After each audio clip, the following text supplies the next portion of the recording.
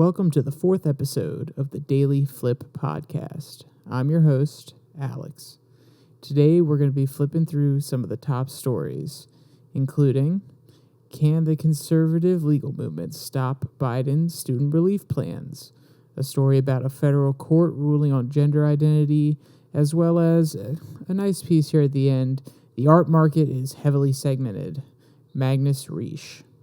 And of course, as always, we'll close with our daily delight, a story meant to leave you feeling positive and ready to take on the day. Now that's enough rambling from me. Let's get into the stories.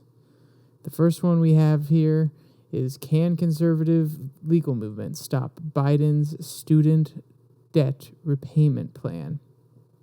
And it comes from The New Republic, written by Matt Ford. Can the conservative legal movement stop Biden's student loan relief plans? A lot of administration's plans have perished at the hands of the Supreme Court's conservative bloc, but killing this debt forgiveness program will be tricky. A weird thing about President Biden's student loan relief order last week is that the debate surrounding it is mostly about the policy itself. A few commentators and elected officials have questioned the order's legality, to be sure, but a considerable greater portion of the debate instead revolves around the policy's perceived merits or drawbacks. For once, legal and constitutional concerns have taken a back seat to centrists hawking over inflation and Republicans accusing the administration of offering freebies to layabouts. This isn't how it typically goes these days. Usually, whenever the White House tries to do something, it must first fight off lawsuits from the opposing party and its ideological allies. The Biden administration has fought in court to defend environmental regulations, COVID-19 mandates, civil rights protections for LGBT Americans, and more from Republican attorney generals and corporate interests. Executive lawfare is a bipartisan tradition as well. The Trump administration faced lawsuits from Democratic-led states and liberal interest groups for, just about everything he did. The student loan relief appears to be different. No such lawsuit has been filed against the Biden administration to stop the order from taking effect. It's far from clear whether one can even be properly filed to challenge it. And even if one is filed, the Biden administration has good reason to think it can win. For this apparent victory, Democrats can thank the unlikeliness of duos: former President George W. Bush and the, quote, war on terror. So they bring up a great point here. Don't want to get too far off track, but that's really has been the theme of U.S. politics for the last 4, maybe even, you could argue, 6, 8 years when Obama was still in the presidency. Because of this constant use or the escalation of use of the executive order, which happened under Bush, it got even worse under Obama, and then the same thing happened under Trump and now Biden. Executive orders are a normal part of American life at this point.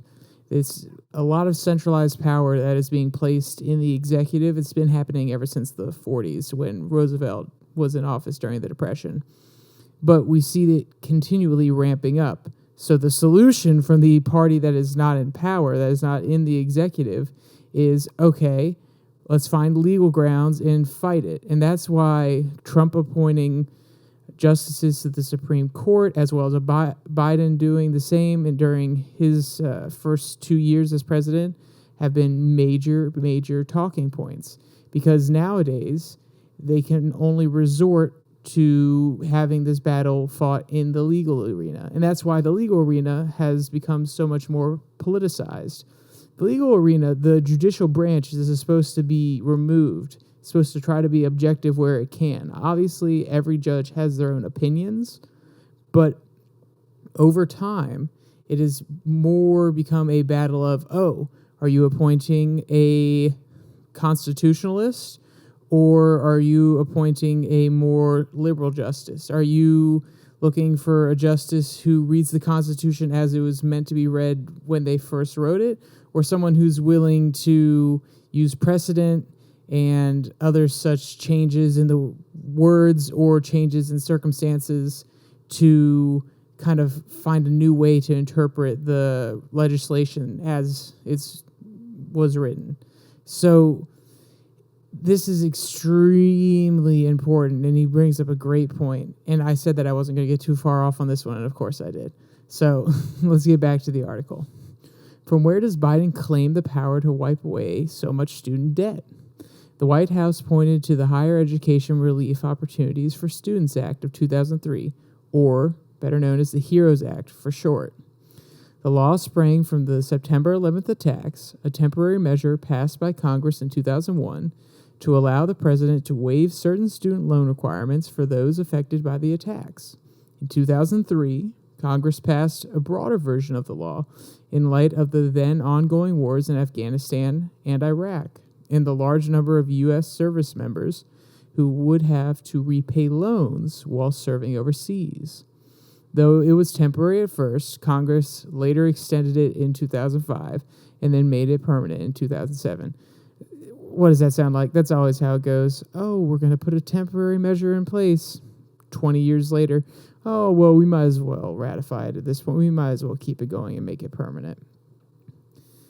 The HEROES Act refashioned the White House's post-9/11 authority in a much broader way. It allows the executive branch to, quote, waive or modify any statutory or regulatory provision applicable to student financial assistance programs under Title IV of the Higher Education Act, end quote, whenever the administration, quote, deems necessary in connection with a war or other military operation or national emergency, end quote. And that's the really key part here, national emergency. That's what a lot of the Biden's argument lies on here, because if they hadn't included that, and it was just talking about during war or military operations, he would have no leg to stand on. But since they said national emergency, and by Biden's definition, or at least by the administration's definition, we're still in a national emergency because of COVID, this is where they're able to worm their way into being able to use this statute to cancel the payments of some of these loans for students. The United States is not currently engaged in a large-scale military operation in any foreign country, but it is still undergoing a national emergency thanks to the COVID pandemic, which has affected every single American's life in some way. The Trump administration famously used this power to grant student loan debtors a reprieve from making payments during the early stages of the pandemic. The Justice Department's Office of Legal Counsel, which provides in-house legal advice to the executive branch, emphasized these invocations in its 25-page analysis of the order's legality. The office's lawyers argued that the HEROES Act, broad language, and recent precedents showed that the executive branch could take sweeping action sought by Biden. Quote, most notably, the Secretary of Education's 2020 action suspended the obligation to pay student debt for every student loan held by the United States, even though such relief undoubtedly was not necessary to avoid financial harm for some of the suspension's beneficiaries, end quote.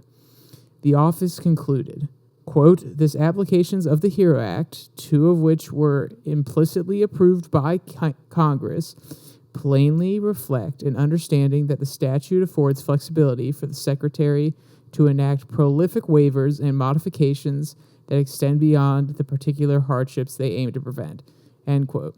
So, blah, blah, blah, lawyer speak. We have as much flexibility as we want, and Congress gave it to us, so go suck it. Which is, I mean, they're not wrong.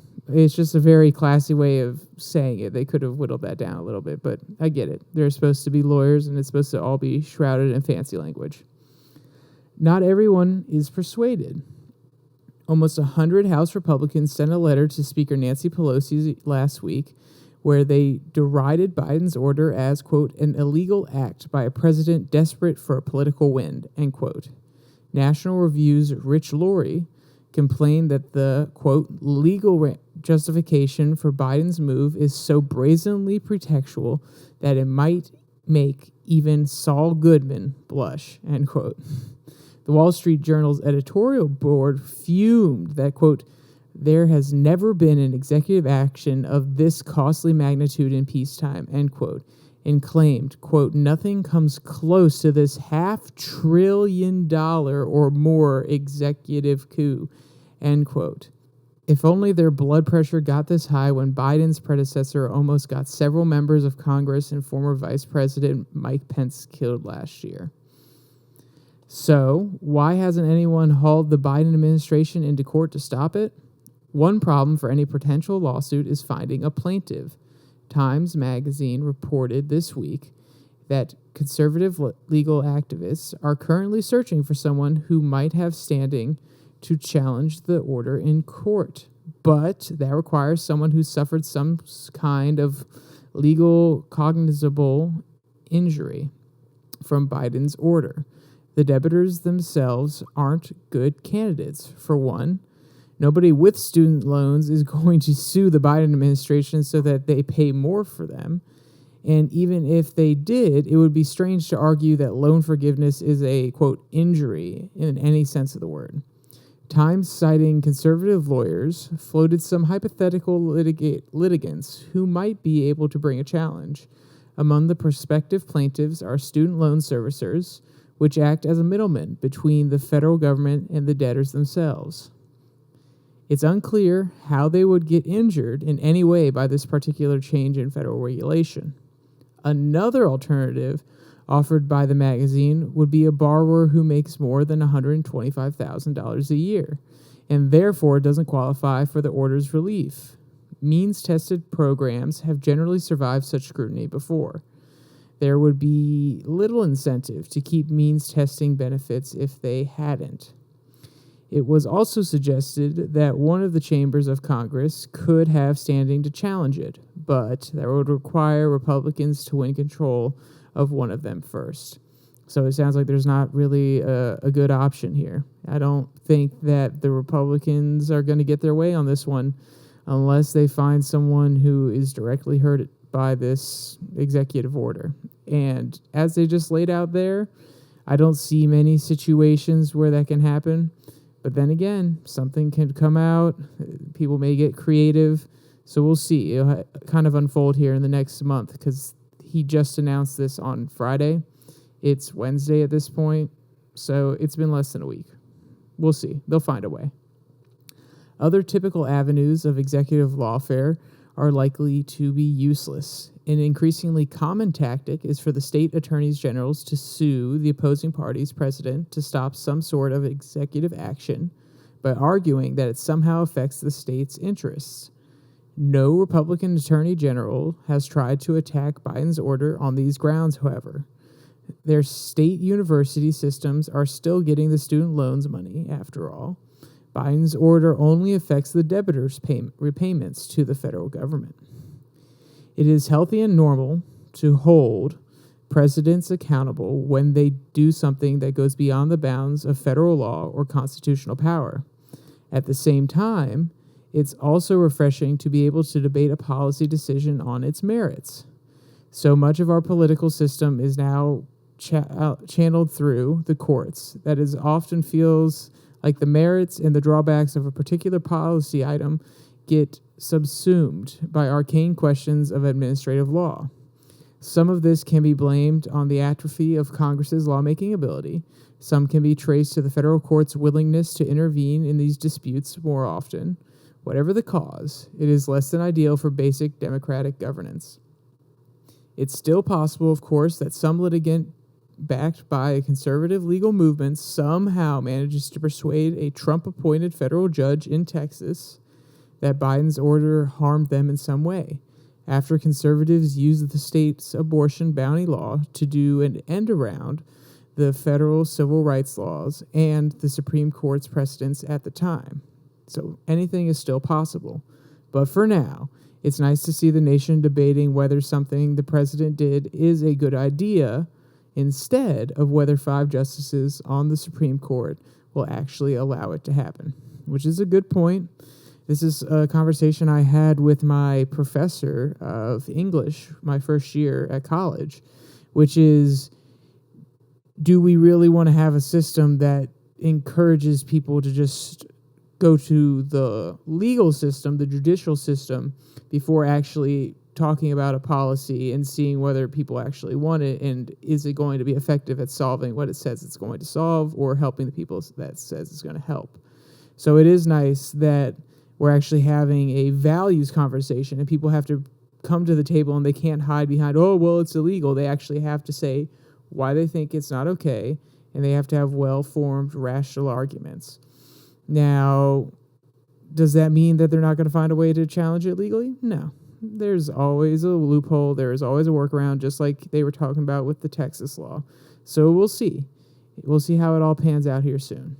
All right. Our next story, it's also a legal one. Very legal heavy day today.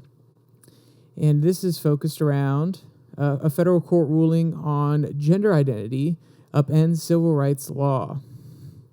And this is from the Daily Signal.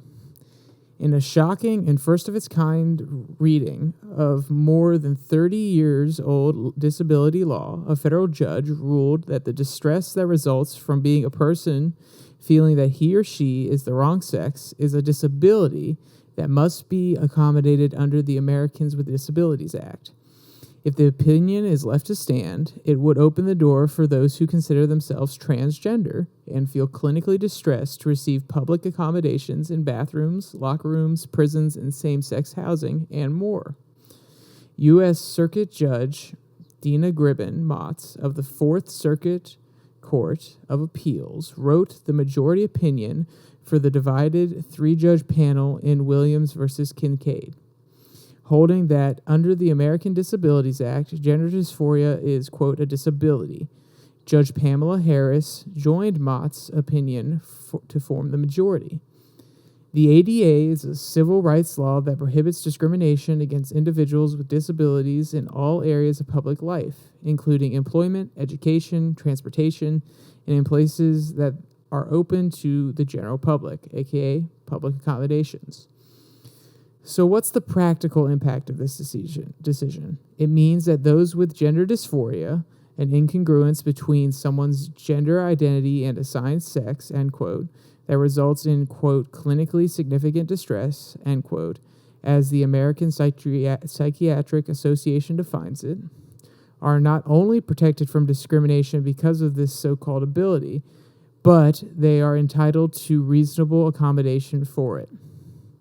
In the case of former Fairfax County, Virginia prisoner Kesha Williams, that, quote, reasonable accommodation should have, according to the court, included sending Williams, a biological male, back into the woman's prison. Williams had filed a disability discrimination claim against various prison employees alleging mistreatment while incarcerated. So, take a step back. This is stemming from Miss Kesha Williams having a problem with the court system, the prison system, and then she filed basically an injunction or a disability discrimination claim, and it worked its way up to the district court. What I want to know here is, did she just file the disability discrimination claim, and in order to be justified in ordering something, in asking or filing something like this, did she have to argue the merits that gender dysphoria is a disability, and that's why it kept going up to the district court? I'm very curious, and I don't remember when I was reading this if they got into that before, but it's an interesting question that does need to be addressed, not just in Virginia, but probably on a national scale as well, because this could have broad implications. And this is only in the Fourth Circuit Court, so it's only going to apply to a little bit of the East Coast. But still, I want to see the implications of this long term, if it affects other decisions in the nation. However, in order to reach this conclusion, the majority had to clear one very big hurdle: the language of the ADA itself, which explicitly excludes A, homosexuality and bisexuality. And this is a direct quote from the Americans with Disabilities Act. Quote, for the purpose of definition of disability in section 121022, 1 of this title, homosexuality and bisexuality are not impairments and, as such, are not disabilities under this chapter. B, certain conditions. Under this chapter, the term disability shall not include 1, transvestitism, transsexualism, pedophilia, exhibitism, voyeurism, gender identity disorder not resulting from physical impairment, or other sexual behavior disorders. So yes, it does sound like they're coming up against a direct wall here, which is in the bill itself. When they wrote it in the 70s, they say that gender identity disorder is not a disability unless it stems from a physical impairment, which means if for some reason you had lost some of your genitalia and that had caused you to no longer associate with the gender that you were at the time, then that could be considered a disability. So the American with Disabilities Act seems to focus, or most definitely focuses in on physical ailments rather than mental ones. So this is why it's kind of a stretch, and that's where a lot of the issue has been this last 10 years or so. So it's very interesting to see where these courts are coming down now, and I want to put this out in the public square. I want to see what more people have to say about this, because it does basically ask the question, if gender dysphoria is a disability, then can anyone who is being employed claim discrimination based upon that? And what are the clear guidelines? So basically what's happening now is we're having a back-end solution. The justice system is saying that it's a disability rather than it being codified in law, which doesn't give businesses and other organizations a clear outline as to what they need to do to make sure that they're not discriminating against these people. So it's it's a very tight wire for some of these companies and organizations to walk here in the future. So I think it's an interesting back plug-in that is happening here rather than going through the normal legislative means. Because the statute clearly eliminates disability protections for, quote, gender identity disorder, Motz engaged in a controlled legal analysis to determine that gender dysphoria is not actually a gender identity disorder. To reach that conclusion, she did not look at the statute's language at the time of its enactment, but much more recent change on gender-related psychiatric diagnoses, one not envisioned, anticipated, or incorporated by the ADA's original drafters in 1990. Motz relied heavily on a change made by the American Psychiatric Association in the Diagnostic and Statistics Manual of Mental Health, 5th edition, or DSM-5, in 2013. The DSM-5 is the standard classification of mental disorders used by mental health professionals in the United States. At that time, the APA replaced, quote, gender identity disorder with, quote, gender dysphoria, because the change focused on the diagnosis on the distress that some people who consider themselves transgender experience and for which they may seek psychiatric, medical, and surgical treatments, instead of on the desire to be a gender that other than the one that they were born to. Motz determined that such a change was good enough to stretch the ADA well beyond the limits of what Congress determined it ought to be originally. She wrote, in sum, the APA's removal of the gender identity disorder diagnosis and the addition of the gender dysphoria diagnosis to the DSM-5 reflected a significant shift in mental understanding.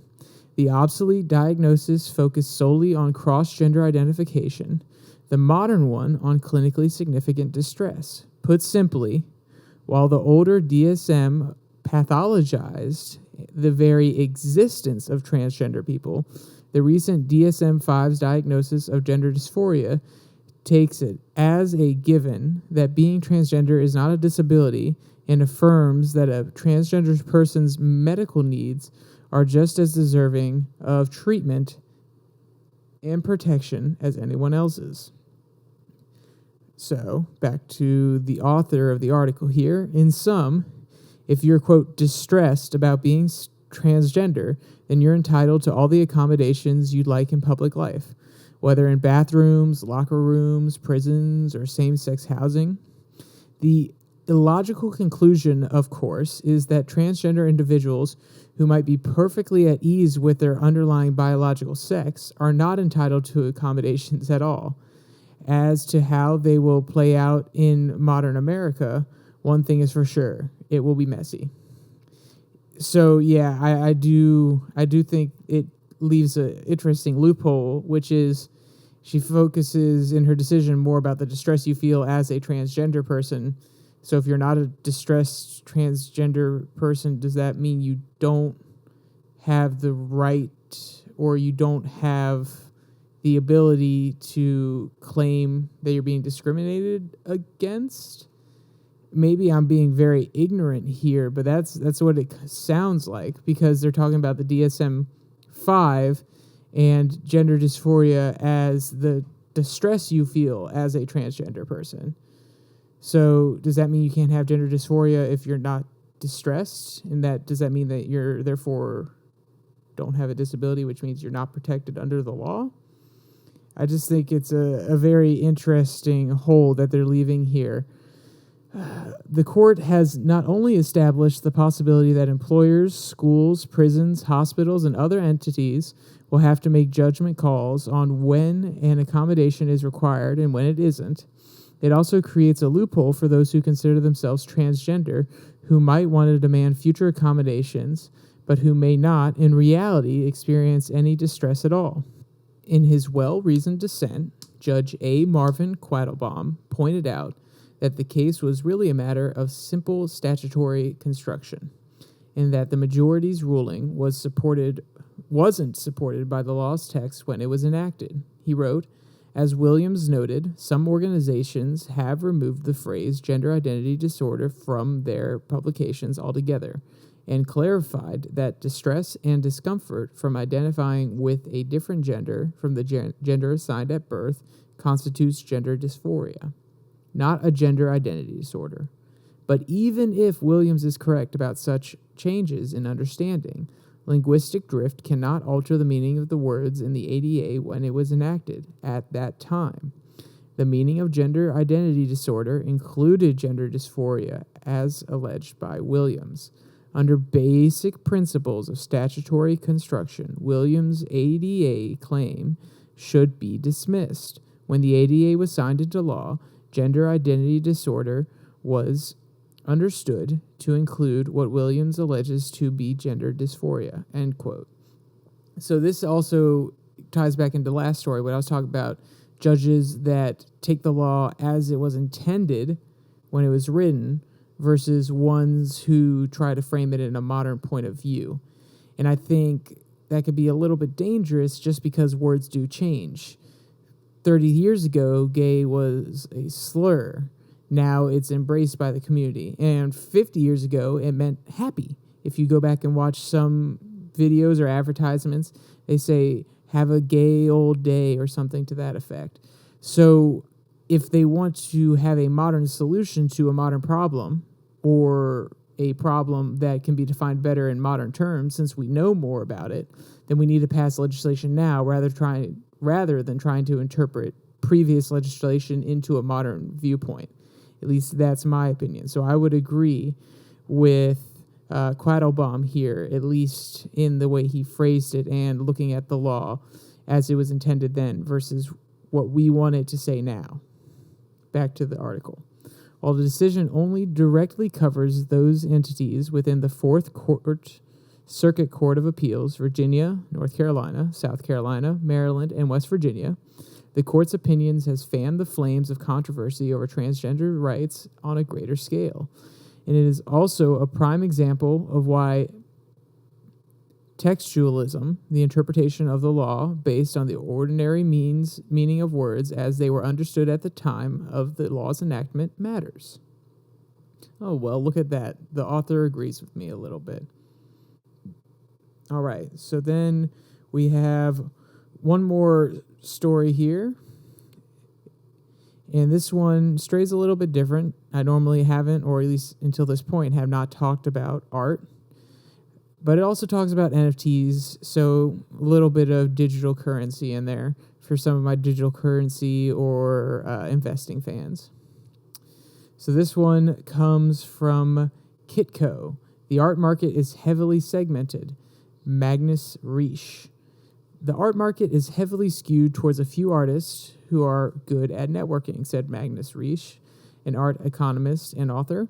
Quote, 20 artists make up almost 50% of the total value of the contemporary art auction market, said Riesch. Quote, if you want to make money investing in art, it's very simple.